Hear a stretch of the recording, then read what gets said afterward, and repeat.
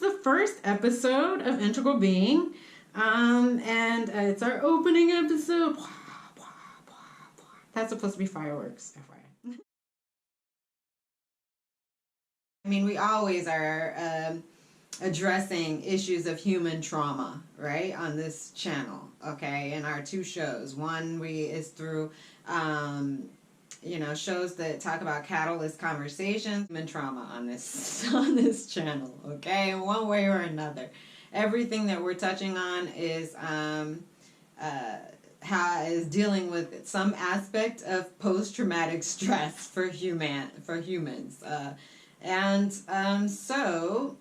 how we integrate that post-traumatic stress and somehow become more authentically joyful as a result. Because I believe it is trauma that results in us being much of anything other than that. And then also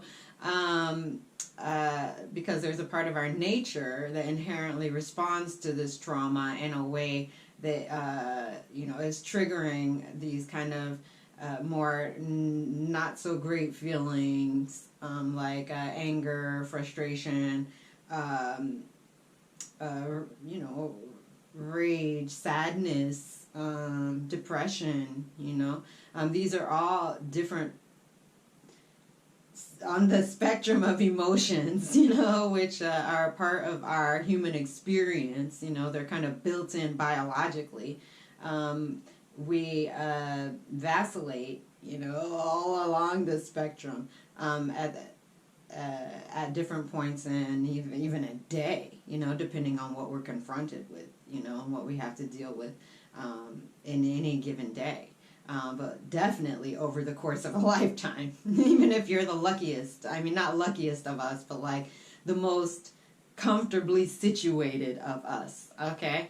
And that's a little bit of what we're going to talk about today. So let me be more specific. When I was in Kenya, I had one experience about my race. As a person growing up in America who's not white, I had a different experience about race, and as a person who traveled through Asia, or not through, Korea and Japan, mostly Japan. I studied in Japan for a while. I was confronted with a different kind of, conceptualization of race, of my race. This is just me as one person traveling around the world and having people look at me in all different kinds of ways. And then when I come to Europe, it was completely different. Most people thought I was from some Latin American country. It became really obvious that race is something that is an idea in people's head, and depending on where you live and what your nationality is, which is why I connected race with nationality in this video, you would have different ideas and beliefs and concepts about what race means. It became really obvious that race is something that is an idea in people's head, and depending on where you live and what your nationality is, which is why I connected race with nationality in this video, you would have different ideas and beliefs and concepts about what race means. So I love telling stories, so I use stories for context and color. And a story can put a concept into context the way that, a few sentences about it that are more academic or philosophical couldn't. And I was a student at Antioch College in Yellow Springs, Ohio, and I had taken all the coursework that was offered at the time, and then gone to Kenya to learn more Swahili and potentially come back and teach students, advanced Swahili, and teach some advanced Swahili courses. Okay, I went from Ohio, to Africa, okay, to Kenya, and immediately I became aware that there was not as much African in my American as I was kind of made to believe. People are African American, African American. So I get to Kenya and I'm called Mzungu, which is the same thing that a foreigner is called. And I had a great experience in Kenya. I'm not saying, oh, boo-hoo, I was called Mzungu. You know what I'm saying? Like, this is all a part of my kind of awakening. The point is that I get to Chuka, which is a town outside Nairobi, and I am othered immediately, okay? I was not able to even do the job that I went there to do, which was to teach at a handicapped school on a Catholic compound, or that was a part of a Catholic kind of infrastructure in Chuka, because I was othered so much that I disrupted classes. The whole village would come, to see me, and not in a yay sister way, but in a like, wow, come and look at the American way. And so it was the first time I was kind of forced into this position where I was the American, where I represented America, and not some subculture in America that's related to Africa, which was what my idea of who I was, my identity was at the time when I went there. That's number one. Okay. I have no hard feelings. I had a terrific experience in Kenya. Everybody loved me. They just loved me in a way that I didn't understand, that I would be accepted. It's not that I was, not accepted. I was accepted. I was just accepted as an American. I was not accepted as an African anything. It's interesting because that was my first step in even seeing myself in that way and accepting myself as an American. I talked about my own experience as an American abroad, as a Black American abroad in particular, in Africa or in Kenya. And I want to talk a little bit about my offspring's experience and my own experience here in Zagreb. Our ethnic populations here. However, there's not a lot of racial diversity for the most part. There's always exceptions. When I heard this, commentary that kind of triggered this catalyst conversation that I had with the youngest was, I remembered a conversation that I'd had actually just a few weeks ago, a few weeks ago, at a space where I also am surrounded by generally open-minded folks, ranging from conservative to liberal to extremely liberal to relatively extremely conservative. So there's a spectrum, a wide range of people and opinions that are shared in the space where I was. And he said, I'm a guest. This is what the dude was like, I'm a guest. You're a guest. You're a guest in my building. You're a guest in my city. You're a guest in my country. I was like, whoa, dude, you don't know who you're talking to. I actually have citizenship in this country, and I've given birth to 2 of your fellow countrymen. So I am not a guest in this country. You're mistaken. And everyone around me was like, oh, dude, you don't need to. Why not? And after that, dude did calm down and he settled down. But that's not the point, that I happen not to be a person who is who is living here without Croatian citizenship. There are plenty of people who are. They have a right to be here and be respected as human beings, right? And to not be confronted with this kind of aggression and triggering verbal attack, right? I want to put this in context, juxtaposition. Compare it, so you can compare it also to the incident that happened with the youngest, and that is that so the youngest, what happened was a colleague of theirs, fellow, teen, him and asked him what made him think that he was Black, because he was born in Zagreb, and it might have been a very, it didn't need to be an attack, right? You can imagine this kind of question coming from someone who's honestly confused. How can a person identify as Black if they aren't born in America, right? But the interesting thing about it is that oftentimes my offspring were singled out, like I said, because they don't look Croatian. So it was an interesting position, you know, to be confronted with. I know usually people are coming at me because, you know, I'm not Croatian enough. Now someone's coming at me because all of a sudden I'm not black enough, you know? They, you know, the question is, why is their blackness being pointed out like they can't hold blackness if they're Croatian? Isn't that interesting? And then the same thing, it kind of ties in with the story that I was telling about Kenya, right? Because as a black American, or a person who had this experience of living as a black person in America, you know, it was like I had this identity that was like, oh, I'm American, but I'm black American, you know, and how can I relate to being an American, you know, if I'm only a part of a subculture of America and I've only experienced America as a member of this subculture. So it's really interesting, right? It's all like really relative, you know, and it all depends on our individual experience in our particular bodies, in our particular location, right?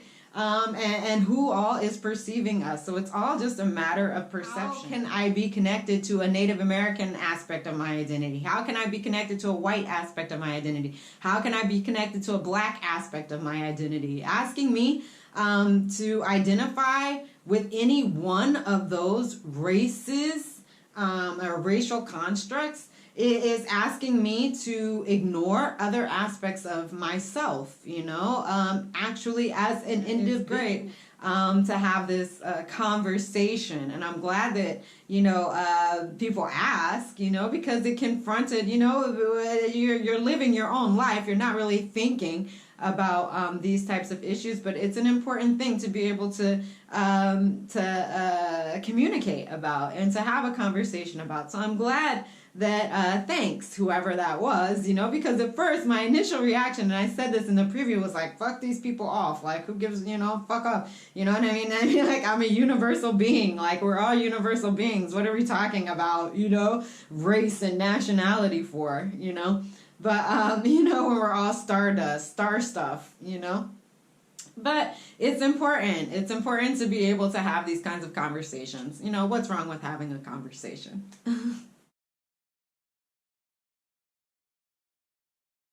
What has helped me in terms of a practical approach to integrating the idea of race and the concept of race and the reality of race, let's say, into my authenticity as into my authentic personality, and express, you know, allowing, you know, some expression of it that's healthier than just some construct based idea of race, and identifying with race in that way, is that we all come from a very the same roots. We out of the African continent, someplace, you know. Homo habilis, Homo sapien, you know, the transition between Homo habilis and Homo sapien. One of my practical approaches is, you know, looking at it from an anthropological standpoint, first of all, because I like to think of things in terms of what unites us and not in terms of what divides us. So that's one way of looking at how we're all united. Looking at how we're all united through race is that each of us has a racial or a cultural experience, you know? And that is a valuable thing. Like, I'm not saying that identifying with it in terms of your own individual personality and its expression should be something that, you know, is primarily the identification, you know, through the experience of your race. But each of us, regardless of which race we are, or, you know, where we are on the planet, you know, in terms of nationality, where we're born on the planet, in terms of nationality, each of us has an experience, and they're all valid. So I want to go back to and tap on to the convo, the catalyst conversations that were had that triggered this idea for the episode on race, nationality, and identity. And let you know that these are the conversation that I had with this individual is an ongoing conversation. He is still a guest in the space where because he's a member of the community, and he's not going to not be a member of the community. And it's important that you understand that. And so we have an ongoing conversation, and it is filled with patience and understanding and largeness. You know, even if I'm confronted with an idea that I feel like is a little more restricted than my own, or a view that's a bit more restricted than my own, it's not my place to restrict myself. I'm not going to restrict myself. I'm still the gracious, loving, compassionate, understanding being that I am. That's my authentic personality. So it's important for me to be true to myself, right? That's what this is all about. This channel is all about, is about helping us stay in our own authentic personalities, okay? Regardless of what is being thrown at us, right? And I'm sure that some of us may have people like that and that around us who challenge our ability to stay within our authenticity. And that's the point of this, okay? Because to me, it feels better to stay in my authenticity and to not be triggered into some kind of pattern of behavior based on past trauma, past hurt, that I've actually grown past. And I want you all to know that already I'm working on the episode for gender and sexuality. And there's a preview that's gonna be following this wrap up. Oh yeah.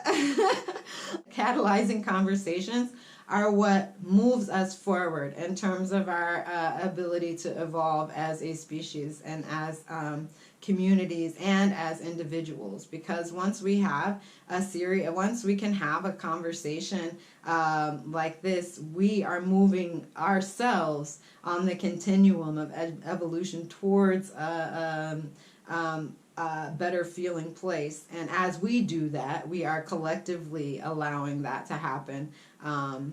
So these are a way of looking at the concepts of race and nationality in a way that are through a lens that can unite us rather than divide us and distract us from what brings us together.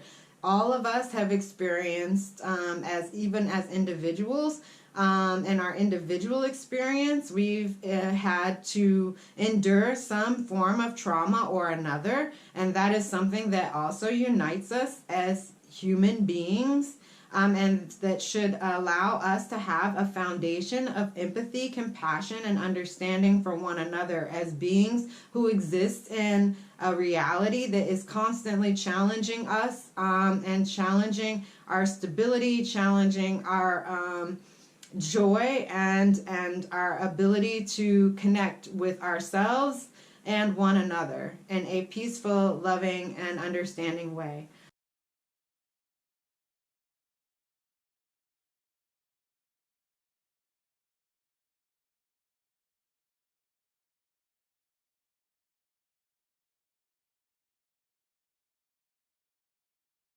Welcome to this installment. Today we're talking with choreographer and dancer Matea Mikovic, and we are discussing her show, Boys, Boys, Boys, and the themes surrounding it, among many other things. That I was like a little bit, I don't want to say shocked to learn about the particular dancers in the performance, was that they're straight. Yeah. There was nothing at one point, it's in the beginning of the show, feminine about what was happening. Yeah. And so to watch the dancers go through this transition from being these masculine forms and masculine energy to being masculine forms embodying feminine energy and form in a way that I am even incapable of doing as a woman, was something that really profoundly, captured my attention, and I felt it. I changed. I was changed after the experience. Talking about the learned nature of our even physical conditioning in terms of our movements and body movements. Would you want to speak about that? Yeah, when I did the research for the performance, like we really started with the research. I didn't came with like set materials or something. I wanted to research what is masculine and then feminine in their own bodies. We had a lot of conversations and we were really talking about these subjects and what is masculine and feminine for them, how do they recognize it in their own body, on somebody else. So that was how we got into to see what Judith Butler has to say, and she's really talking about that gender is performative and that we are performing gender, like it's learned behavior. When we are kids, we are maybe coping it from our parents or from our role models, and then I think it also depends, are we straight or are we gay?